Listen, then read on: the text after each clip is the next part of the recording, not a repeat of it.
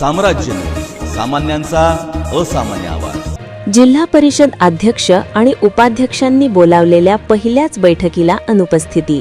माध्यमिक शिक्षणाधिकाऱ्यांना नोटीस देण्याचे आदेश। सोलापूर जिल्हा परिषदेच्या अध्यक्ष दीपक वैद्य व उपाध्यक्ष इंद्रजित पवार यांनी सोमवारी मुख्य कार्यकारी अधिकारी कुलदीप जंगम यांच्या उपस्थितीत सर्व विभाग प्रमुखांची महत्त्वपूर्ण बैठक घेतली। या बैठकीत मागील 4 वर्षांचा विभागनिहाय आढावा घेण्यात आला।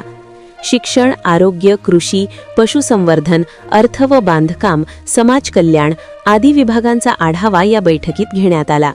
या बैठकीस सर्व विभाग प्रमुख उपस्थित होते। मात्र माध्यमिक शिक्षणाधिकारी सचिन जगताप अनुपस्थित राहिल्याने अध्यक्ष व उपाध्यक्षांनी नाराजी व्यक्त केली।